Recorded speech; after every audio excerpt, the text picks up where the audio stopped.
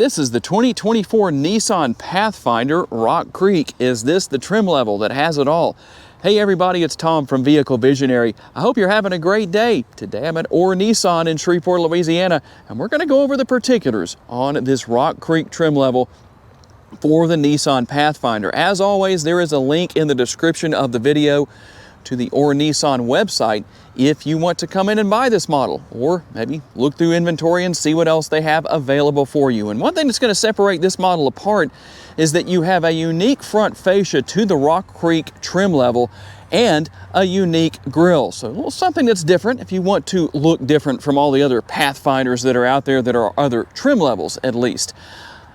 LED daytime running lights and LED headlights. I like the design of what Nissan has here. It doesn't look like everything else out there on the road. That's a good thing. You'll also find the LED fog lights down here on the lower portion of the bumper. Obviously, this model is going to be four-wheel drive. It's going to have off-road tuned suspension. Let's talk about the tire and wheel setup with these all-terrain tires. We're looking at 265 on the width, a 60 series sidewall, wrapped around what I think are the appropriate looking 18-inch wheels. And you'll find your manually folding side view mirrors, power adjustable, turn signal indicators built in. You've got all those great features here. And let's take a quick look at the remote. A little bit hard to see potentially on the screen, but you have remote start there at the top, lock, unlock, and then your panic button down there. That is going to do well. And I really like this two-tone of the exterior with the colors here. That black just sets things off here on the top. You've got your tubular roof rails up there. You've got the roof rack up there basically. Really helping out in a lot of ways because that's going to increase your cargo capacity beyond what you have within the interior, which is also plentiful as well. We finish things off here with the LED taillights. There's your Pathfinder logo, and something you're obviously going to see in a multitude of areas on the exterior and especially on the interior is going to be this Rock Creek logo. For those of you who are anti-turbocharger, under the hood we have a naturally aspirated 3.5 liter dual overhead cam 24 valve 6-cylinder. That's a mouthful. It makes 295 horsepower, 270 on the torque, and it's mated to a 9-speed automatic transmission. We'll go over here to the window sticker and see what the MPGs are. 20 city, 23 highway, 21 combined, and 4.8 gallons of gas per every 100 miles driven. Obviously, that isn't guaranteed. It just depends on, well, a lot of things. But that's what's on the sticker in case you wanted to know. And you have a capless fuel fill. When you fill up, you have an 18.5 gallon gas tank. For those who are saying, I want to be able to tow as much as possible, what are my options here? Well, you're looking at towing numbers here with the Pathfinder that are right at the top of the midsize 3-row SUV segment, coming in at 6,000 pounds. That's 1,000 pounds more than you can tow with the Honda Pilot. And when it comes to cargo capacity, you're looking at 18.6 up to as much as 80.5 cubic feet when you maximize your cargo space. Quite a bit of space there. There's a little bit of space underneath the floor. And good news, there is also a spare tire that is located underneath the rear of the vehicle. You will also find hangers right here if you want to hang grocery bags or whatever you need to put right there. There's one on each side. And a quick look here into the interior in this third row as far as what you have. We've got a couple of bottle holders right there. Quite a bit of space. I'm going to hop inside here in just a second and show you how much leg room you have. And you probably saw what I did earlier. You don't use these straps to lower the back seats. You actually use this release right here, and you will have to lower the headrests before you do that. And we'll get into the interior, starting here with the back seat area. Plenty of room here with the armrest. There is a lot of space there. Nice large bottle holders right here that will help in a multitude of ways, as well as having even more space down there in the door bin. Now, when it comes to rear seat passenger, third row passenger legroom, the seat here on the passenger side is all the way back. The seat over there on the driver's side is all the way forward. So these seats can move back and forth, slide back and forth. That's easy to deal with. this center console is removable. There are cup holders there and some space within in the rear area as well. And it's so easy to gain access to this back seat area. All you have to do is do that. The seat gets up and out of the way. You might have to push it just a little bit, but not a big deal. So let's hop on in and see how we do space-wise. With the seat all the way back, I'm a little minimized on leg space. I do have headroom, I should say, but if I get over here, even though the seat isn't all the way forward, I don't know how realistic that is for somebody to sit like that, but they could potentially. That definitely increases leg space by quite a bit. And you can see, hopefully, I don't know how well you can see from this vantage point, that the seats do recline in this third row. Everybody also has their own air conditioning vent. Whether you're in the second row or this third row back here, they're up there in the roof area. I think that is a much better spot than having them down in this area, as some competitors do. And as far as getting out goes, let's say that the middle row passengers jump out and just forget all about who's sitting back here. No big deal. You've got a button right there, and you can hop right out after you push it. And in the interest of fair reporting, while these seats could obviously move further back or further forward as far as the front seats go, with where I have the front seat positioned right now, this is how much leg space I have with this middle row seat all the way forward. I actually could ride like this for quite a while and be fairly comfortable. And we'll find some orange contrast stitching throughout the interior. You've really already seen some of that here. We also will find the controls here for fan speed and temperature for the second and third row air conditioning. This is 3 zones worth of climate control, and we'll see a couple of USB ports right there in addition to what we have in the front seat. Quite a bit going on. If you're wondering about a sunroof, not in this particular case. We'll still have those nice air conditioning vents here and the grab handles at each door. And for those who are wondering, okay, Tom, I really like what I see with this Nissan Pathfinder Rock Creek. Am I going to like the price? Well, tell me what you think. $47,330 is what we have. And you'll find the Rock Creek logo, as I mentioned, here in the seat backs and also here on the center console lid. Plenty of space within the door bins right there, and a larger armrest compared to what we saw in the rear area. There is a little bit of storage space in this area. Let me turn that fan speed down a little bit. And you have plenty of space within the glove box.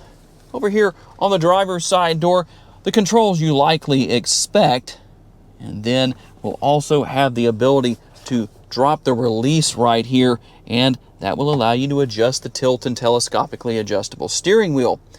Everything pretty easy to deal with here. As far as your gauges go, you can make changes to what you're actually looking at there in the center of the screen. It is LED, that's why you see the flickering like that. It's not actually happening, but that is there.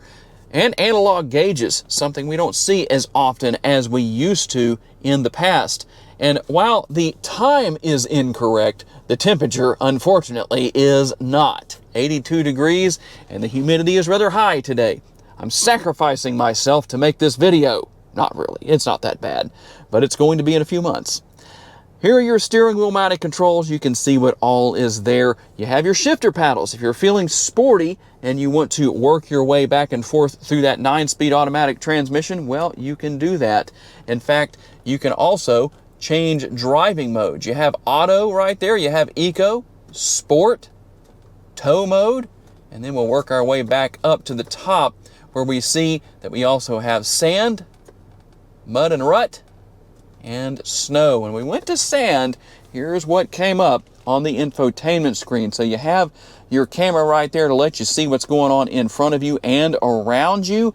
There are actually multiple camera views that I really like here. I like what Nissan has done. You have your overhead 360-degree view, so you can see pretty much from anywhere you need to. A very simplistic infotainment screen. Not too much here, but everything that you need. You're going to have Apple CarPlay and Android Auto. Obviously, you can pair your smartphone.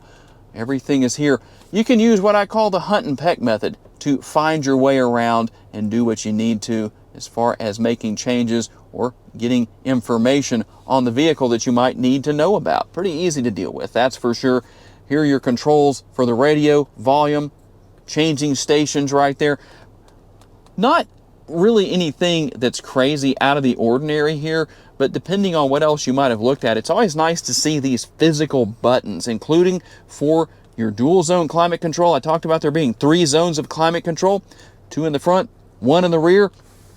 And here is everything you use to control the front. You can sync the 2 sides together or not if you want to. You can turn sync off right there. In fact, it's easy to do by just doing this, just changing the temperature on that side, or hit sync again and they sync. Now you do have heated seats here in the front seat area. The driver's seat is a 10-way power adjustable seat. The passenger seat is going to be a 4-way manually adjustable seat.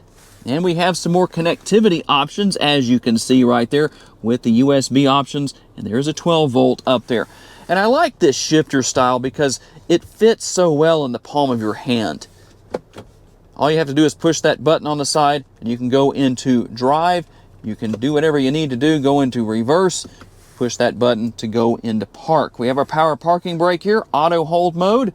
If you want to turn the auto stop start feature on or off, you can do that right there. And you also have your drive mode selector here if you need to use that.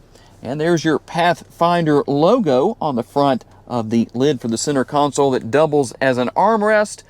Not too bad. Plenty of space within as well. And there are your cup holders. One last thing before we hop out on the road for our test drive.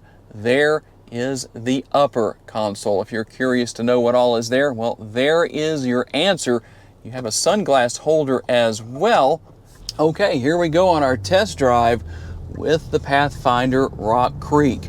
And one thing that I think a lot of people are going to ask about, knowing that this model is a little more capable off-road than any other trim level of the Pathfinder, would raise the question, does that affect the ride quality? Not based on my experience. This is, I believe, the 3rd Pathfinder I've reviewed so far. So the 3rd model I've driven, 3 different trim levels so far. And so I can't really tell a difference. The ride quality is really good from what I've experienced so far, be it that I haven't been on every single type of road we have around here. None of our roads are completely smooth where I live, as is probably the case where you live too, but seems to be very comfortable. The seats themselves are comfortable, especially the driver's seat with the 10-way adjustable seat. Most likely, if you're watching this video, that's where you're going to spend all of your time unless you let somebody else drive. But a very enjoyable driving experience. A good tight turning radius, that's always a good thing.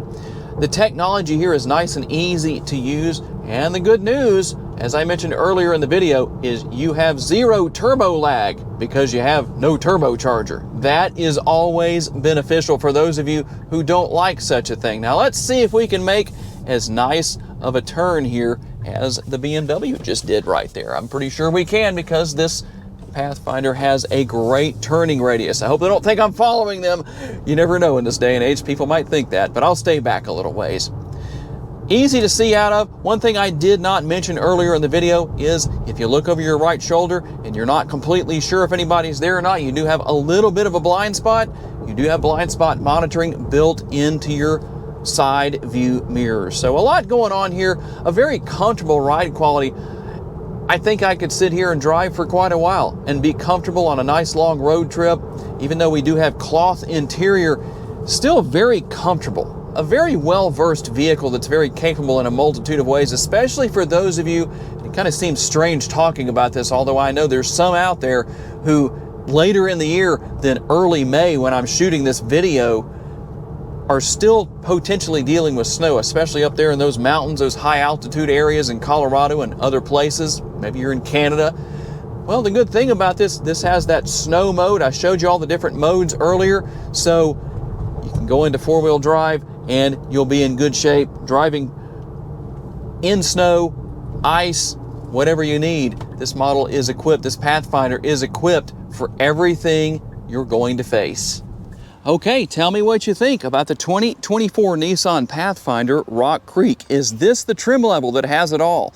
And for those of you who want a side profile view, here you go. That's what you get for sticking around to this point in the video. So I'm always curious to receive your feedback on this particular model. So leave your comments. I'm interested to see what you have to say. Don't forget about the link down in the description of the video to this model on the Nissan website. I do want to say a special thanks to my friends here at the dealership for loaning me this Pathfinder for the day. And a special thanks to each and every one of you for being kind enough to give me the opportunity to give you a vision for your next vehicle. If you enjoyed this video, please be sure to hit the like button. That helps me out a lot. Make sure to subscribe if you haven't done so already. And if you would like to learn about additional vehicles you may wish to consider purchasing, check out the video that's on the screen right now, and I will see you there.